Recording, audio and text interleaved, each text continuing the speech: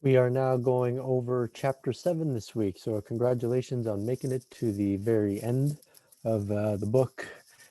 We will be discussing the director and the assistant director roles, some pre-production stuff, production stuff, and I might make some comments here and there in terms of what sometimes comes up as being similar between studio productions and set productions. So let's go ahead and jump right in. All right, so let's share screen. Here we go. All right. So this is chapter 7, assistant directing and directing. I also put the subtitles discussing preps for clips, just I like the previous chapters. In terms of who is what position, the director versus the assistant director, the director or the assistant director, we'll start with that. Or the large part of the job of the director in general is knowing what to say and when to say it. You know, they're the general, they're the one in charge of what's going on, while the AD or assistant director is really significant in terms of figuring out when to say it. So the big key is the when. So that's going to be the how we think about the assistant director. The production assistant, which is also another way to talk about the assistant director, is responsible for timing the show. So they have to know what the timing is forwards and backwards. How long will it take? AD can announce at any given time how much time has passed to the show and how much time remains in the show, which is very useful because, you know, as we're all working on our various jobs and assignments, it's not uncommon for the production crew, you know, when you're on the set, to lose track of time. I mean, if you've ever done any kind of notable work, right, especially those of you who've done theater, excuse me, you'll know that sometimes uh, you know, you're working on something and before you know it, you're like, oh man, we're already 2 minutes out, 3 minutes out, you know, if it just went by in a second. And it's true, you know, once, especially when we're talking about 20-30 minute segments, those go by so fast. And in terms of the running total of the duration of the program, remember we talked about that in the program in the previous chapters. That's showtime. That's just the showtime itself. I think it's an easy way to remember that. Many studios have 2 clocks. 1 clock will show real time. You know what is the current. It's typically calibrated via satellite or using the internet. I think we're seeing just this more and more. It's just internet time. And the network and local station are usually coordinated to a tenth of a second. You know, now with internet time, it's just right on. The other clock is a large former counter activated at the very beginning of a newscast. So the second clock is a production clock. So the first clock is again, it's the world clock or life clock, reality clock. The second clock is the showtime clock or the production clock. They counter kind of from zero or backwards, preset with a duration. So, and the moment you activate it, it counts down to zero. So backwards. Remember we mentioned that, I believe in chapter 6. In chapter 6, we discussed how sometimes the clock itself will run forwards or backwards, you know. And again, that's just a more matter of whether or not the person is comfortable, you know, how with the timing. Having the 2 clocks allows everyone to coordinate with the AD in terms of timing of the entire program. I mean, that's why we have it. And I like to think of it as this is ensuring complete transparency. Back timing. This is an explanation of how an AD will use a clock to keep track of the time using a technique called back timing. And there's a visual way of doing that. So I left this information here for you to go over it, and I do want you to read it. So read it over carefully. These last 2 parts down here are going to discuss how that works, but we're going to go over it in the slides ahead. Timing video clips. So timing on the clip can be communicated to the AD on the script, on the clip sheet, column on the rundown, or it's embedded in the software itself. And really, as soon as clips start, if you're the AD, you activate the stopwatch. So boom, now we're on. And what you do is by subtracting the stopwatch indication from the actual clip time. So you have your clip time, so the clip's 5 minutes, and then you do your stopwatch, and it's a 60-minute watch. The AD will know how much time is left on the tape, because they're keeping track of both. And this is an aspect of doing math on the fly, of course, which is, not easy. The math is not a strong point for many people. So what we're going to see in the next couple of slides are going to be explanations of how some people do it. So here's how we start. Take a normal digital stopwatch, start it from 0. Now, if you're timing a clip of 1 minute, 23 seconds in length, you look at your watch, you do the math, and then you try to convey the result. And remember, time is never, it's constantly moving. And again, I think I mentioned this chapter 3, chapter 4. Sometimes working on the show, it's like it's like working on a car that's running. It's just as you're trying to fix something, other problems may arise, and that all can be very compounded. So this is something that needs to be handled with the utmost precision.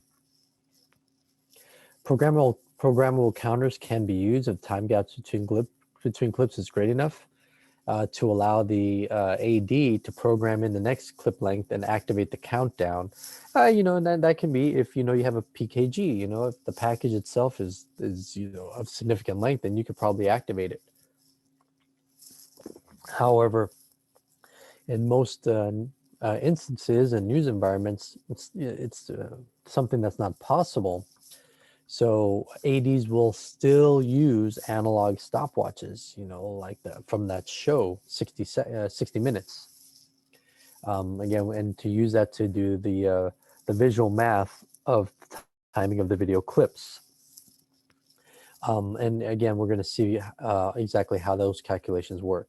It's a little easier making it visual. So the way that and it's even confusing now, but like I said, when you read the description, it starts to make more sense, and when you get the example, it'll be a little easier. The AD will imagine this line across the watch face here, boom, and this here indicates 23 seconds, minutes right here into the show, and then you draw another line here, and I should have put this as a note, but this is perpendicular to that line. So that means that these perpendicular means these are 90-degree angles, 90-degree angles. So you make a perfect X. Now X if I tilt it, but remember it's got to be 90, 90, 90, 90. What does that all equal? 360. Now at this point, each of these increments, this here from the top to this is 23. However, these are 15-second increments here. Okay, so from here to here is 15, from here to here is 15, from here to here is 15, and from here to here is 15. So this kind of helps you think about like, okay, visually, 15 is easier to deal with than funky 23 minus 60, right? Which is like 37, and again, that's not easy math to do in your head, nor especially when you have other things on your mind. So using this technique helps to or allow you to visualize like where the show will be, where are we on the show, and how best to communicate that information to the rest of the crew. Now, part of the aspects of this, of the timing is, for example, whenever you're doing like a voiceover, sound on tape situation, because the AD has to account for the clips that are broken into the different portions, again, whether one's the voiceover and whether one's the edited sound on tape section, because those are two different clip sections. These, you might find that some of these will be edited together already, handled in the pre-production, but again, we don't take that for granted. So the transition point between the voiceover portion and the SOT portion, remember those are two. This is when the anchor's speaking, and this is when we're now on the taped version. This is mission critical for the PA or the production person that's assigned to audio, because they need to know, when do I start playing? When do I might have it on standby, right? My machine on standby, or if it's on the camera, it's ready. But I have to know when to take it. So it's at this point that the anchor's mic will be cut. Remember, yeah, the anchor's cut on the VO, and the audio from the playback device is brought in full. So, you know, again, that's that live mix. The anchor must be complete with this prepared script or skilled enough to ad lib into the bite as well, you know, because you never know. It's good to be able to have this quick thinking ability. I mean, most everyone that's been successfully working on a crew will probably have that. If and usually it's just crew members are weeded out because you need people that are quick on their feet and can come up with solutions on the fly, because you never know when a clip maybe has a corruption into it. I mean, these things happen. Things aren't perfect, so we just have to be aware. Some set protocols for VOSOTs. Um, the floor director will count into the byte, which is again the sound on tape portion, by relaying the count from the assistant director. So again, remember the assistant director is keeping track with their stopwatch and understanding how long each portion is. Assuming the example, for example, the VOSOT total is 30 seconds long, the voiceover is 25, that means the sound on tape will be 5 seconds. When the director rolls that tape uh, from the beginning, the AD will begin the stopwatch because they know they have, you know, those 30 seconds. When the watch shows 15, there are 10 seconds left to the byte. The AD will announce count in 10, 9, 8, 7, all the way to 1. The floor director will be relaying these commands to the anchor using hand signals. Remember, they won't be talking because that can get very confusing. So the anchor can see the person counting down as the anchor is doing their, again, they're telling their story and finishing that prepared script. The anchor or the talent must finish with that script, and sometimes they have to speed up, or their microphone may be upcut. Remember, because audio is ready to uh, cut their mic and put the SOT portion at full volume, which will be the VTR audio source, right? So this is a beautiful ballet in many ways, right? Everyone has to be prepared. And what's amazing, again, you know, I mentioned to watch a few of these news broadcasts to see what these um, and to watch it for um, the the direction itself. Think about it. You know, I mean, these anchors. It sometimes we don't even notice it, right? It's very very smooth. You know, it's not uncommon though for some news shows though that maybe are news broadcasts, but like news shows where you know you have like a talent or an anchor and they have a guest. You know, sometimes they will say, "Well, we only have 15 seconds left or 20 seconds left," and it doesn't, you know, reek of any kind of unprofessionalism, but it all depends. But for the most part, we don't give any of that information away. On newscasts, we just keep it as smooth and as clean as possible.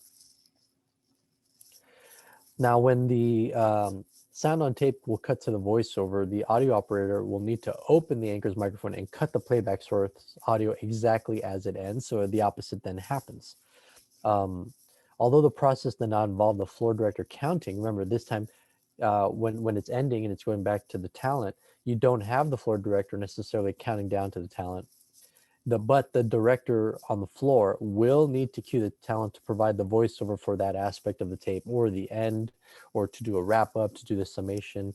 Remember on chapter, I believe 6, we talked about at the end when the talent will um, do their uh, outgoing cue.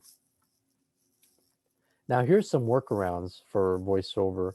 Um, Sometimes separating the voiceover portion and the sound on tape portion in separate clips from several playback machines can be a workaround, because maybe you had it ready to go in one form and then it becomes corrupt, so you have to rely on, you know, kind of rebuilding it live. You know, it's like, if you've ever done any post-production editing, um, sometimes that happens. You have a clip, you play, you know, you've been editing and then you play it back and like, oh no, it's all black now. One of the clips got corrupt, and then you have to rebuild it. And so, you know, like rebuilding it, sometimes it's really hard because it could have been something that you did, you know, the week prior, or maybe even the month prior, if we're talking about a feature length show. So in that instance, sometimes it's hard to remember, like, what did I do? But remember, with these live studio shows, we're not necessarily talking about um, uh, editing that took place weeks or months before, but usually it's only, minutes, if not a day or two. So the shot on tape really needs to be precisely rolled in such a way as to make sure that as soon as the anchor is finishing the voiceover portion, they hit that part where they start. So it's like, hitting the ground running, if you will. That's what we're talking about here. Let's talk about some playback errors. Now, sometimes the sound on tape will not or can't roll for some reason. Again, I mentioned it could be corruption.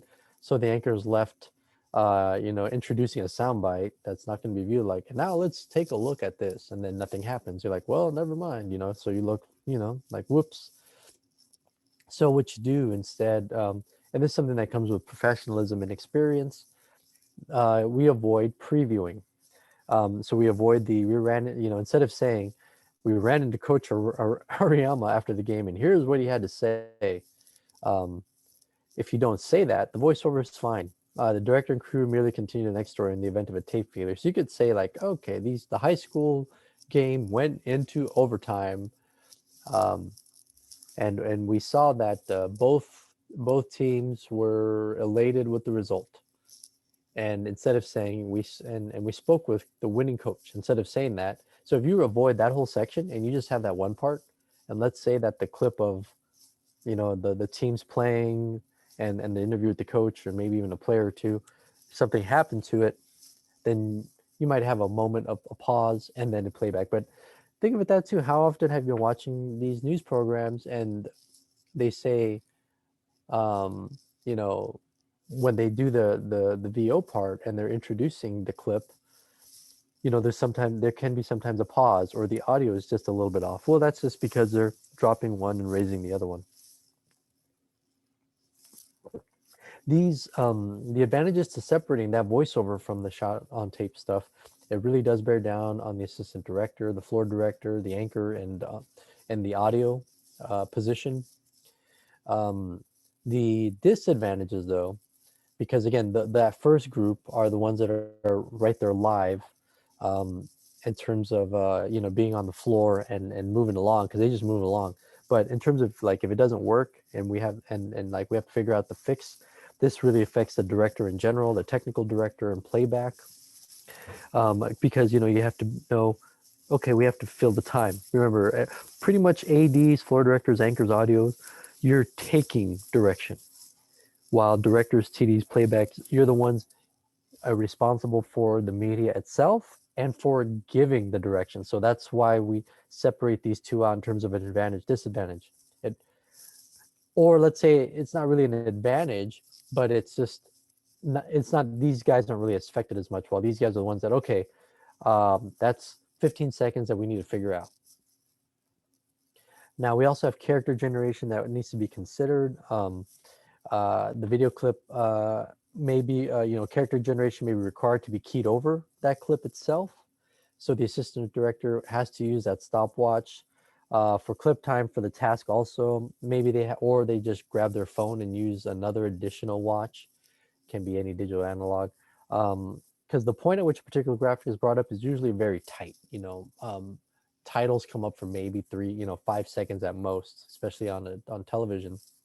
Therefore, the assistant director will need to be ready to call the command to key in the graphic, right? They're going to say key or ready key, or, ready keys for the camera. So typically, unless we have that generator or the switcher on there, like we discussed in one of the scenarios the other day, in the last lecture, instead, it's probably going to be on a computer or that DDR, right? So you're on standby. Therefore, the assistant director will get ready, and this is typically delegated to that graphics key member. Directing is the job of the director. Again, you're driving the bus. The crew members are coordinated by the command cues the director gives as the show commences itself. To know what to say and when to say it, the director is looking at the script. This is why this is all prepared before the show's ready to go. Because again, the script, the rundown, critical timing, all of that is taken care of in pre-production. And the language the director is using in giving these commands, it is a shorthand. So we do have a list. A few slides in a second, you'll take a look at it, um, with a lot of the language. And I think I also provided another list, another lecture. But it's very straightforward. And it's usually a two-step process. You have a ready cue and a take or do it cue, or a standby cue and do it cue. Like here's an example. Remember, for cameras, we say ready. So a director might say ready camera one, followed by take camera one. Now the process gains complexity as audio information is added. For example, the director might say ready camera one with a mic and a cue, followed by take camera one, mic, and cue. So you have to have all three things listed. And then when you give the action to take it, you must repeat those three things. So here is the list of some of the command cues that you will run into. I'll leave that for you all to take a look at. So remember, these slideshows are for you to download. I had already been talking about some of the differences in language for playback and machines versus cameras. So let's go back, let's finish this a little more detail. A common protocol in use is to number cameras and letter playback machines. So again, cameras will have a number, while playback machines will have the letter. So let's look at some of these examples. Savvy directors continue the separation and command syntax by readying cameras and using standby for playback machines, right? So ready is for cameras, standby for the computers or machines. So here we go, standby, DDRA. And again, remember, these machines will have letter designations, DDRA, DDRB, DDRC, DDRD, etc., etc. And then when you're ready, you say roll A, take it, versus ready camera one, take one. So again, and remember, this is in regards to using a camera versus the machine. Add the audio information to that DDR machine command, and the director might say standby DDRA, full track is coming on A, roll A, track and take it, or standby DDRB, the NAT or NAT on channel 2, roll B, take it, sneak NAT, or track NAT. And when you say sneak, this is a specific cue to slowly fade in the audio source. So it's going to be a longer, usually I think they call those power gains if you're working in audio. Let's continue speaking on commands. Other commands and many variations exist in the command cue lexicon. The command to activate a key might take any one of the following forms.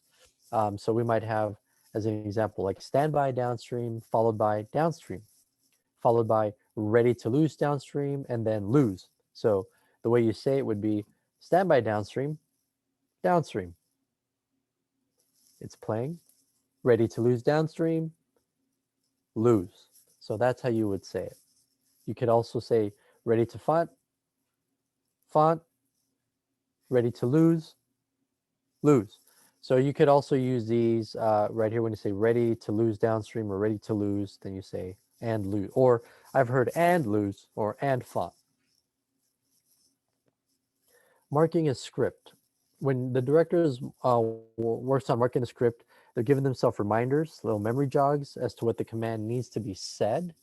So it could be helpful. So this way you don't get confused. So you might even put a letter of, whether one is ready or one is S for standby. Again, it's all going to be each director. These are your own notes.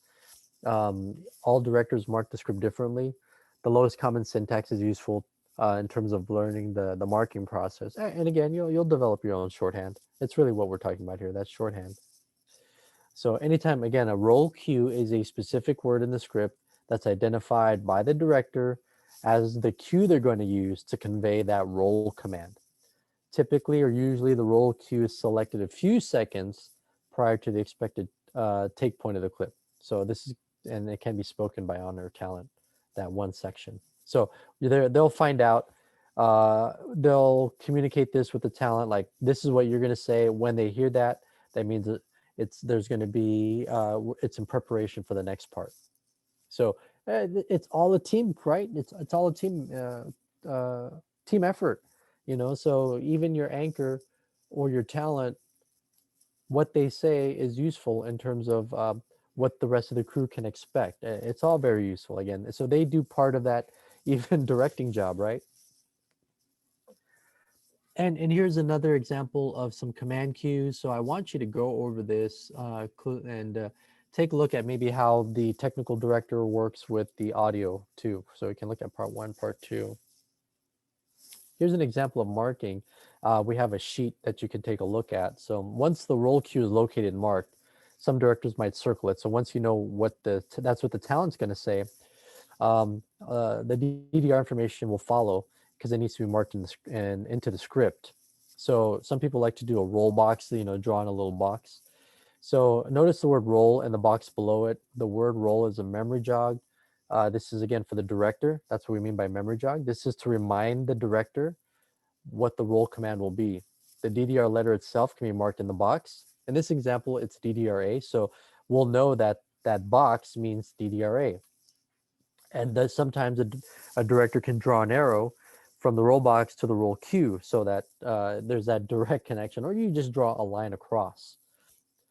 Now, here's directing using the marked script. So while the anchor is reading the introductory portion of the story to camera one, as indicated by the OC1, so camera one, the director can give the ready cue for DDRA, because again, we all know what's happening. The anchor's reading, they're on OC1.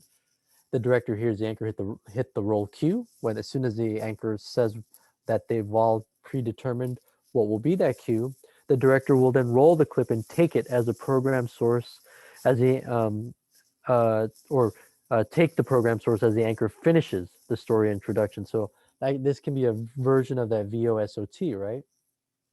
So here's the example. Here's camera one, anchor's reading all this information. They're going, they're going, they're going. Now we go to camera three. We know that the words players may be significant players. So we know that's the cue, right? This will be the cue. This is the DDRA that's going to roll A. So here's the cue they give themselves with an arrow. So as soon as that happens, they go, bam, this is a direct connection. And they'll know that the package will play or that they'll get ready to go. And here's their package 209 as well. So again, how all this goes will depend on your workflow, who you're working with, and sort of the way that they've decided also to mark something up. Because some people don't want to have a script with all kinds of notes on it. So this is not a nice, clean way of doing it, and it's using the shorthand and the language that we've sort of already established and have again provided for you. So we're going to end with just a few practice and some tips for you all as you prepare your careers, and whether you want to be directors or assistant directors, or at least understand what some of those commands might be. The program itself, the television program, is in the monitors, not the script. So you don't want to, always just be looking at that, the reading the commands. You're not directing. So again, this is another reason why I wanted to provide those shorthands or the command cue lexicon, so you can get used to that, especially if you do want to direct. Start applying that to memory. The more time you spend looking at the monitors, the fewer mistakes, like out of focus cameras, wrong video clips, misspelled graphics will make it to air. So if you're looking at those, remember the program monitor and the preview monitors, you know what's being played and what's coming up next. So that preview, remember, that gives you time or the ability to look at what's coming next and to apply changes as necessary.